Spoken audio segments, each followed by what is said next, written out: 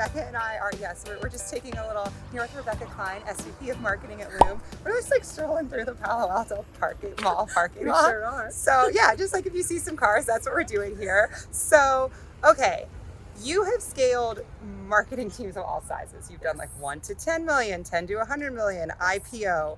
Yes. In all of those scaling adventures, what is different across, because you sometimes find marketers who only are good at one stage, and you've been great at all of them. So what has been different, but also more importantly, like what has stayed the same that people should kind of keep in mind as they're scaling their teams? Yeah, I think the common thread for me and how I look through jobs and stages is like, it's really just super fundamental. Do I like what they're doing and can I get behind it? Okay. And then the second thing is PLG. Like every role I've done has been that.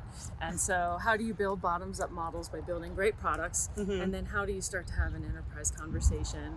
And then there's that whole area that I like to call the messy middle. Okay, the messy middle. Yes, and how you work through that. Okay. But for building teams at different stages and scale and size, I think just sitting down and actually saying, I'm going to really think deeply about what I need. Okay. And like go beyond the basics of product marketing and demand gen and brand. Like the worst question in the world that I get asked is, what are you? Are you a brand person? Are you a, and it's like, I like to build businesses. And I think when you put people in buckets like that, you'll get that in return. Yeah.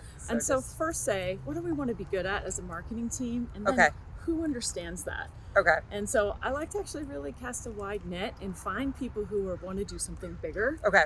And people really seem to rally around that because other people don't want to be put in buckets either. Yeah. You know? So just keep it sort of broad and just like be a good marketer. Yeah. And absolutely define like what do we need to be good at? But I think don't start with like the classic product marketing org or marketing org because you won't get very far. Okay, so. Noted. All right, so everyone keep that in mind as you are scaling your team. All right, so you've just joined Loom super recently, so congrats on that new adventure.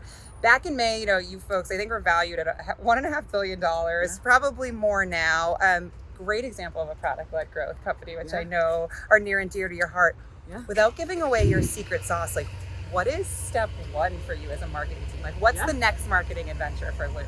Yeah, so I think what Loom stands for, video messaging for work, I think what it stands for though is an optimistic future of what modern work can be. Mm-hmm. And so we want to be able to tell that story. Okay. And we want to be able to like be a hero brand and unlock, I don't know, happiness at work for people. Happiness at work. We're emerging from like a strange pandemic, but work was already changing before that. And if anything, I'm hopeful now that we can like stop talking about what happened in the pandemic and actually start talking about how are we going to unlock happiness and allow people to do their jobs again. And that's what you're going to do. Storytelling is going to be a huge thing for Loom.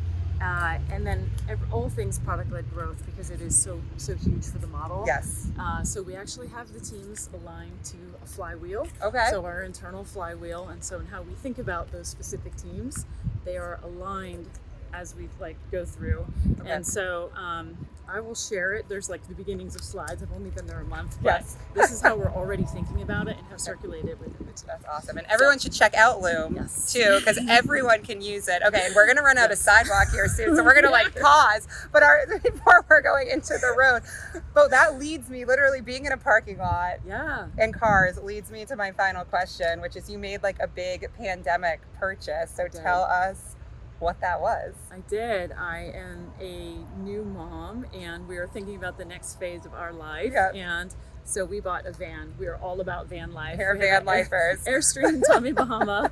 And like we're going to live on the road for the next couple of years. And we're going to use Loom and we're going to I was just going to say. live life. I was like, are you going to use a Loom to like show everyone your van? She was supposed to bring her van, PSA. So our next weekly walk together. I was worried about Bay Area traffic. It's 24 feet long, and we are like, I was like, am I gonna be able to park here? Yeah. So our next weekly walk will be more of a weekly van, but in the interim, enjoy #vanlife. You're gonna need to get like an Instagram so everyone can follow her adventures with your new little one. Hey, Alex. Not that he might be a while till you see this, but Rebecca, thank you for joining. And weekly walk viewers, we'll see y'all soon. Bye, guys.